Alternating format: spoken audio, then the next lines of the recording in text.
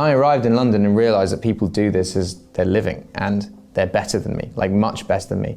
And my thought process was like, okay, I can't out-sing or out-write these people, but I know I can outwork them. I know I can play more shows than you. I know I can write more songs than you. I know I can take all my time and focus it on this thing.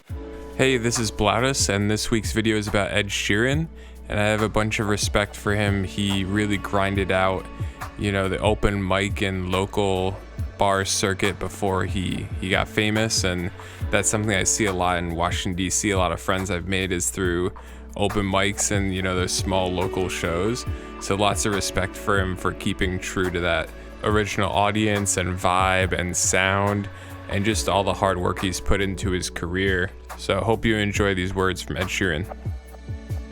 For me, being able to do what I love every single day, the trade-off is the fame. Like that's the part that's actually I know that's cliche to say that that's the downside of it. That's the part that most people think is the thing that they want. Whereas I think if you do what you love every day, that's actually what you should aim for, basically. I always wanted to play music. I always knew I could make a living doing music. I don't think it was I want to be successful. I think it was I want to get by.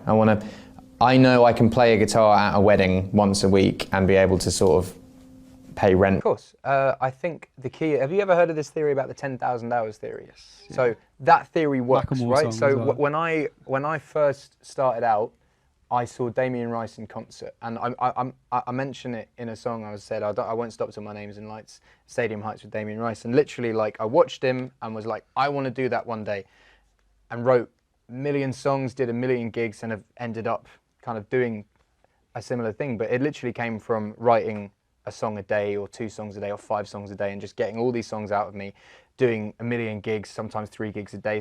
We did 6 gigs a day one year at Glastonbury. But I think you view it as a dirty tap. When you switch a dirty tap on, it's going to flow shit water out for a substantial amount of time, and then clean water is going to start flowing, and now and then you'll get a bit of shit, but as long as it gets out of you, it's fine.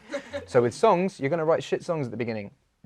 My songs were terrible. My raps were terrible. Like, I listened to it the other day, it was awful. But I got it out of me, and the more and more you write, the more and more you experience, and then you start flowing clean water, and songs start getting better and better and better. And when you're on a good streak, you're writing good songs, now and then you're going to write a shit song, and that song is out of you, and you can move on. And it's the same with gigs. Like, you will always play bad gigs at the beginning. That's what you need to do, and then the more gigs you do, the better you'll get. Now and then you'll have a shit gig, but that's all right because you've got it out of you and you've experienced it. So I just say the more and more you can do, you put in your 10,000 hours, write as many songs as possible, gig as much as possible. Always be nice to people, because that is how the music industry works now. It doesn't work on who's the best. It works on who's got the best music and who's the nicest. That's why the people at the top of the chart. That's why Gary Barlow's been big for so many years, because he's such a lovely bloke. Everyone wants to help him out. Ollie Murs, fantastic.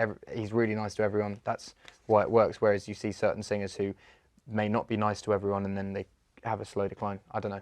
But yeah, I'd say be nice, write songs, do gigs. I arrived in London and realised that people do this as their living, and they're better than me, like much better than me. And my thought process was like, okay, I can't out-sing or out-write these people, but I know I can outwork them. I know I can play more shows than you. I know I can write more songs than you. I know I can take all my time and focus it on this thing. And one of the nights was this place called the Foxhole, which is Jamie Foxx's club. Jamie Foxx's manager was there and said, we liked your performance, we're going to get you on Jamie's radio show. So I went to do Jamie's radio show, and he said, really liked it, come to my house and use my studio. Went to his house, lived there for a bit.